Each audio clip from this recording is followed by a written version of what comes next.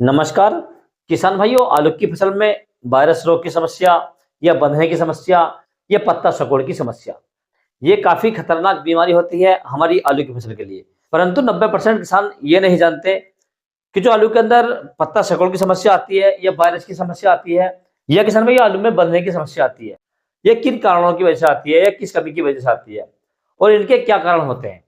किसान भाई आलू की फसल में अंदर इन बीमारियों के आने के 3 कारण होते हैं। इन 3 कारणों की वजह से हमारी फसल के अंदर ये बीमारियां आती हैं और किसान भाई इन तीनों बीमारियों के अंदर अलग अलग प्रकार की दवाइयां लगती हैं, अर्थात हर बीमारी का अलग से ट्रीटमेंट करना होता है किसान भाइयों। तो इन सभी के बारे में किसान भाइयों इस वीडियो के माध्यम से डिस्कस करेंगे कि हमें अपनी आलू की फसल में पत्ता सिकुड़ की समस्या में या वायरस रोग की समस्या में या आलू को बंधने की समस्या में कौन सी दवाइयों का इस्तेमाल करना है, कितनी मात्रा में करना है और ये दवाइयां किस प्रकार से लगानी है और इन रोगों की पहचान क्या है, कौन से रोग में कौन सी दवाई का इस्तेमाल करना है। तो किसान भाइयों आप वीडियो को पूरा देखें, अंत तक देखें ताकि आपको सही जानकारी प्राप्त हो सके। और जो किसान भाई चैनल पर पहली बार आए या वीडियो को पहली बार देख रहे हैं, उनसे छोटी सी ये रिक्वेस्ट है कि वीडियो को लाइक कर लें, चैनल को सब्सक्राइब कर लें और पास वाली जो घंटी है उसे भी दबा दें ताकि हमारे आने वाले खेती संबंधित सभी प्रकार की वीडियो आपको सबसे पहले मिलते रहें। किसान भाई हम अपने इस चैनल पर आपको प्रत्येक फसल के बारे में समय समय पर वीडियो डालते रहते हैं, अपलोड करते रहते हैं।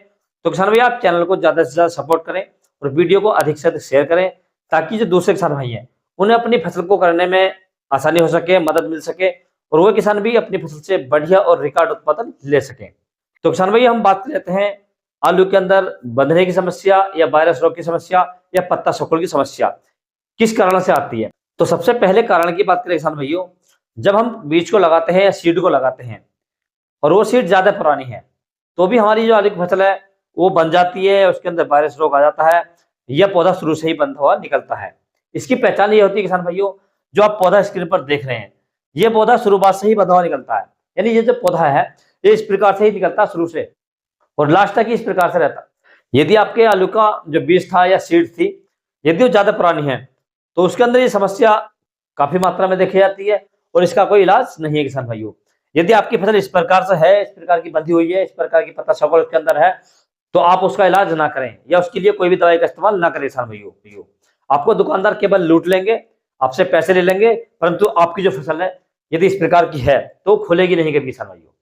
अब दूसरा कारण किसान भाइयों, जब हमारी आलू की फसल में नीचे की जो फसल होती है वो स्वस्थ होती है और ऊपर आके जो गोप के पौधे होते हैं इस प्रकार के ये बन जाते हैं या इसके अंदर पत्ता सिकुड़ की समस्या आ जाती है। जैसा आप स्क्रीन पर देख रहे हैं, यदि आपका जो पौधा है वो नीचे सही था और ऊपर आकर बंद गया है तो किसान भाइयों ये आपकी समस्या हल हो सकती है या इसका इलाज हो सकता है। तो इस प्रकार की बीमारी किसान भाइयों जिसमें पौधा नीचे से खुला होता है और ऊपर आकर बन जाता है या उसकी पत्तियां सिकुड़ जाती हैं, ये जब आती है जब हम अपनी आलू की फसल की सिंचाई अधिक कर देते हैं, अधिक नमी हो जाती है या आलू के पौधों की जड़ों में काले या लाल रंग के धब्बे बन जाते हैं, अर्थात जल गलन की समस्या भी हम कह सकते हैं किसान भाइयों। तो ये बीमारी आपको उसी समय देखने को मिलेगी जिस समय यदि आपकी आलू की फसल में पानी ज्यादा लग गया हो या नमी अधिक हो और दूसरा यदि आपकी आलू की फसल में जल गलन की समस्या हो या जड़ के अंदर गलन आ गए हो किसान भाइयों, तो इसका आप इलाज कर सकते हैं। तो ये जो बीमारी है किसान भाइयों आपके आलू की फसल में ये सही हो जाएगी या इसका इलाज हो जाएगा। अब तीसरा कारण किसान में क्या होता है या तीसरी समस्या जो होती है, जब आपकी आलू की फसल में कीटों का प्रकोप होता है या थ्रिप्स आ जाती है तो उसमें आपकी जो आलू की पत्तियां वो इस प्रकार की हो जाती हैं, जैसा आप देख रहे हैं वो इस प्रकार की हो जाती है और ये पौधा किसान भाइयों नीचे से ही होता है और ऊपर आकर क्या होता है कि बन जाता है, इसके अंदर वायरस की समस्या या थ्रिप्स की समस्या आ जाती है जिससे जो पत्तियां होती हैं वो मुड़ जाती हैं और हमें लगता है कि हमारी जो आलू की फसल है उसके अंदर बंधने वाली समस्या या पत्ता सिकुड़ की समस्या आ गई है किसान भाइयों। तो आप इसका भी इलाज कर सकते हैं या इसका भी आप ट्रीटमेंट कर सकते हैं किसान भाइयों। तो ये बीमारी किसान भाइयों हमारी आलू की फसल में 3 प्रकार से आती है। पहला, यदि आपका बीज पुराना है इस वजह से आ सकती है। दूसरा, यदि अधिक नमी है या जड़ गलन की समस्या है तो इस वजह से आ सकती है। और तीसरा किसान भाइयों, यदि आपकी आलू की फसल में थ्रिप्स या कीटों का प्रकोप हो चुका है तो इस प्रकार से भी आ सकती है। तो 2 प्रकार से किसान भी आप इलाज कर सकते हैं। यदि आपकी फसल में जड़ गलने की समस्या है या अधिक नमी की समस्या है तो भी आप ट्रीटमेंट कर सकते हैं और यदि आपकी फसल में कीटों का प्रकोप है या थ्रिप्स आ चुकी है तो भी आपकी फसल में ये बीमारी ठीक हो सकती है, इसका ट्रीटमेंट हो सकता है। लेकिन यदि किसान भाइयों आपका जो सीड है या जो बीज आपने लगाया है यदि वो काफी पुराना है तो इसका कोई इलाज नहीं किसान भाइयों, इसका ट्रीटमेंट आप ना करें। तो मैंने आपको बीमारियां बता दी है, उनकी पहचान बता दी है। अब किसान भाई हम बात कर लेते हैं कि इन दोनों बीमारियों को कंट्रोल करने के लिए हमें मार्केट से कौन सी दवाइयां लेकर आनी है जिससे ये बीमारियां आसानी से कंट्रोल हो सके। तो इसके लिए किसान भाई आपको जो मार्केट से दवाइयाँ लेकर आनी है, तो आपको लेकर आनी है इमिडाक्लोपीड 17.8% वाली। इसकी यदि डोज की बात करें या मात्रा की बात करें, तो आपको लगभग 100 ml प्रति एकड़ लेनी है किसान भाइयों। और दूसरा किसान भाई इसके अंदर आपको ऐड करनी है फिप्रोनिल, यानी जो फिप्रोनिल 5% एस्टिम आती है लिक्विड वाली, ये आपको लेकर आनी है। इसकी मात्रा की बात करें या डोज की बात करें, तो आपको लगभग 250 ml प्रति एकड़ लेनी है किसान भाइयों।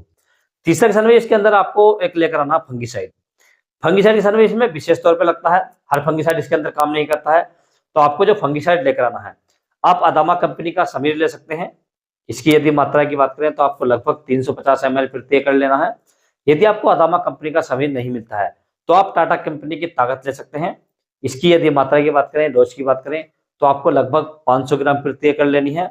यदि आपको टाटा की ताकत भी नहीं मिलती है, तो आप सिजेंटा कंपनी का एम स्टार टॉप ले सकते हैं। इसकी यदि मात्रा की बात करें, तो आपको लगभग 150 ml प्रति एकड़ लेनी है किसान भाइयों।